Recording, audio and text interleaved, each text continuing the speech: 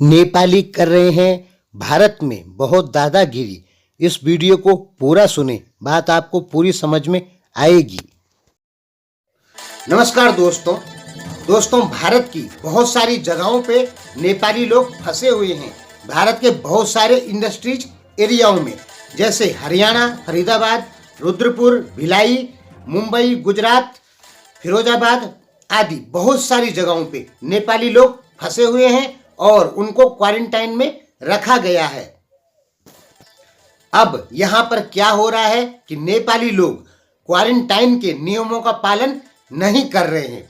इसका मुख्य कारण है कि एक जगह पे 70 आदमी 100 आदमी करके रखे गए हैं छोटे छोटे अस्पतालों में। तो वहाँ पे केवल 1 या 2 ही पुलिसकर्मी मौजूद हैं और 100 आदमी 70 आदमियों के बीच में 1 या 2 पुलिसकर्मी कुछ नहीं कर सकते हैं। इसलिए नेपाली लोग इस समय क्वारंटाइन के नियमों का उल्लंघन कर रहे हैं। 70-80 आदमियों पे एक साथ एक पुलिसकर्मी कंट्रोल नहीं कर सकता है।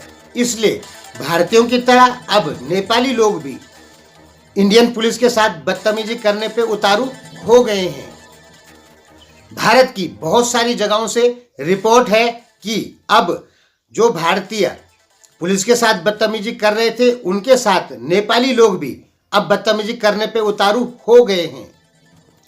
अब यहाँ पे समस्या क्या है कि भारतीयों को तो पुलिस डंडा मार देती है, लेकिन क्वारंटाइन में रखे नेपालियों को डंडा मारना इतना आसान नहीं है, क्योंकि वो लोग क्वारंटाइन में रखे गए हैं। अब जैसे ही पुलिस उन नेपालियों को झाड़ती है या कुछ करती है, तो नेपाली लोग तुरंत आरोप लगाते हैं कि भारतीय पुलिस दादागिरी दिखा रही है। तो दोस्तों, सबसे बड़ी बात यह है कि 1 या 2 पुलिसकर्मी 50 और 60 आदमी जो क्वारंटाइन में रखे गए हैं, उनके ऊपर दादागिरी नहीं कर सकती है, क्योंकि पुलिस सबसे पहले बाहर होती है, अंदर नहीं होती है। लेकिन ये लोग क्वारंटाइन से निकल के बाहर आ जाते हैं, पुलिस इनको अंदर भेजने की कोशिश करती है, लेकिन ये लोग पुलिस की बातें नहीं मानते हैं। क्योंकि आजकल आपको पता है कि भारत में पुलिस के साथ कोई भी आदमी बदतमीजी कर दे रहा है।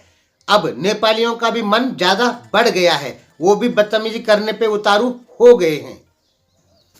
अब नेपाली लोग झूठ फूट वीडियो भी बना रहे हैं कि हमारे पास पीने का पानी नहीं है। हाँ दोस्तों, हो सकता है कि थोड़ा देर के लिए पीने का पानी ना हो। आपको पता है कि एक मजदूर के ऊपर 800 रुपये खर्चा कर रही है भारतीय सरकार, चाहे वो किसी भी देश का आदमी हो जिसे क्वारंटाइन में रखा गया है उसके ऊपर। उसमें नाश्ता है, खाना है, 2 टाइम का खाना और 1 टाइम का नाश्ता है।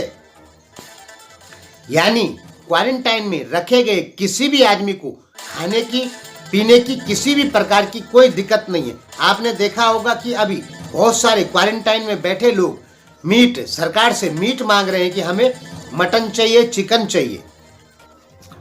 तो ये सब सरकार नहीं दे सकती है। सरकार खाना खिला सकती है, नाश्ता खिला सकती है। मटन, चिकन और आपकी वाइन की जो मांग है उसको सरकार पूरी नहीं कर सकती है। इसमें भी नेपाल के लोग बहुत ज़्यादा गलत काम कर रहे हैं। एक तो भारत में आते हैं, नौकरी करते हैं और अब वीडियो बना के झूठा प्रचार कर रहे हैं कि भारतीय पुलिस दादागिरी कर रही है। भारतीय पुलिस दादागिरी किस नेपाली के ऊपर करती है? जो बॉर्डर पे बिना भारत का टैक्स दिए हुए, बिना कस्टम कटाए हुए सामान लेके जाता है, उसके साथ भारत की एसएसबी दादागिरी करती है और हो सकता है उससे कुछ 150 रुपये भी ले लेती हो, क्योंकि वो भारत का कस्टम और जीएसटी नहीं कटाता है। 3000 से ऊपर का जो सामान है उस पर कस्टम या जीएसटी कटवानी पड़ेगी। तो ये जो आरोप लगा रहे हैं कि भारतीय पुलिस दादागिरी कर रही है, ये 100% गलत है। हमने क्वारंटाइनों में देखा है कि यहाँ पे लोग क्वारंटाइन के नियमों का उल्लंघन कर रहे हैं, चाहे वो भारतीय हो, चाहे वो नेपाली हो, चाहे वो किसी भी देश का नागरिक हो। वैसे भी नेपाली लोग भारत में बिल्कुल नहीं डरते हैं। हमने अच्छे से देखा है, बहुत बढ़िया से देखा है बहुत सारे नेपालियों को कि जिन्होंने जो भारत में आके भारतीयों के ऊपर ही हाथ उठा देते हैं। और फैक्ट्रियों में भी हमने देखा है क्या राजनीति होती है कि 20 नेपाली एक साइड होते हैं और वो लोग वहाँ के लोकल लोगों को मालिक से बात करते हैं कि हम इतने पैसे में ये ठेका ले लेंगे और जो भारतीय लोग हैं उनको कंपनी के मालिक निकाल देते हैं और ठेका नेपालियों को दे देते हैं। ऐसा भारत में हर इंडस्ट्रीज एरिया में होता है। दूसरा, यदि किसी नेपाली को किसी भारतीय ने पीट दिया उदाहरण के लिए, तो वो नेपाली जाएगा लोकल स्तर के नेता से बात कर लेगा, फिर वहां पे राजनीति होने लग जाती है सरकारों के बीच में, यानी जो लोकल स्तर के नेता होते हैं। हमारे यहाँ गढ़वाल में एक नेपाली पे कोई हाथ उठा के देखे तो सारे नेपाली जमा हो जाएंगे और उनके पक्ष में विपक्षी दल का कोई नेता भी आ जाएगा।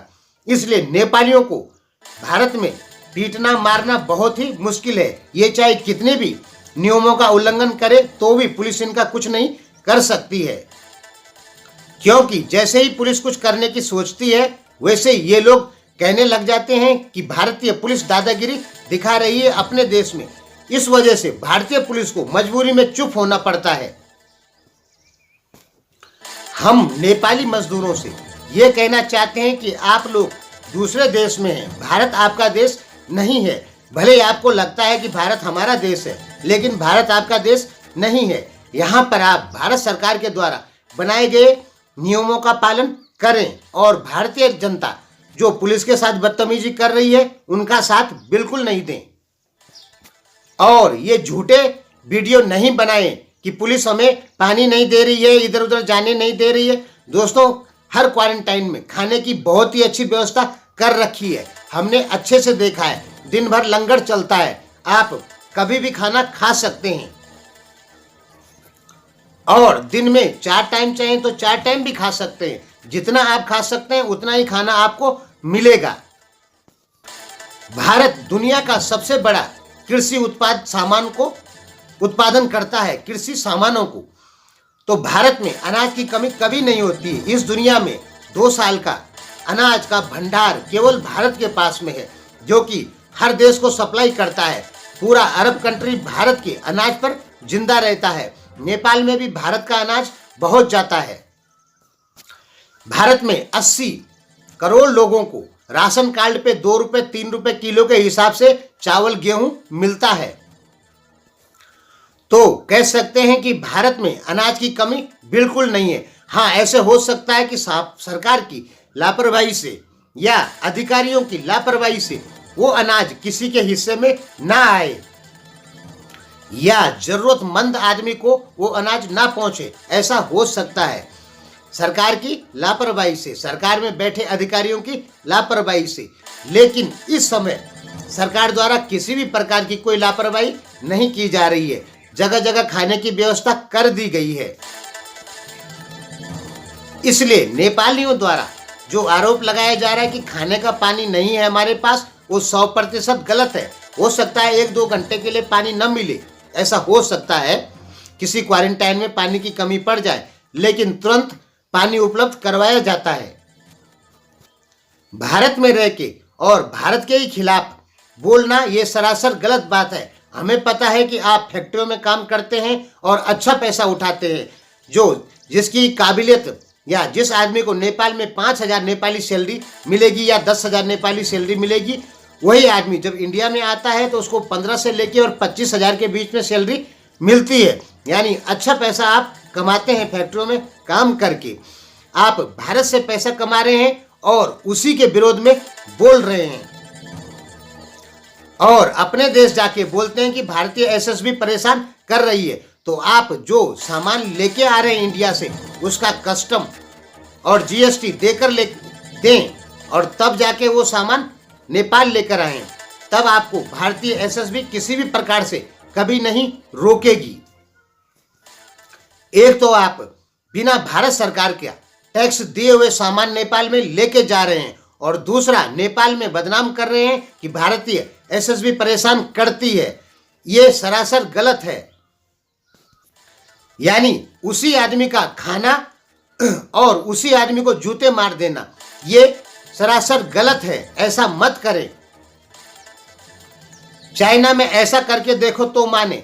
चाइना वाला जो चाइना के लोग हैं वो वहीं पर पीट देंगे और चाइना में भारतीय जैसा नियम नहीं चलता है। चाइना का एक ही नियम है कि हमारा आदमी और विदेशी आदमी का जब झगड़ा होता है तो उसमें विदेशी की गलती मानी जाएगी। वो इसलिए मानी जाएगी, चाइना का रूल कहता है कि आप हमारे देश में आए हैं, आपने गलती नहीं भी की है, फिर भी आप ही की गलती मानी जाएगी, क्योंकि आप हमारे देश में नौकरी करने क्यों आए।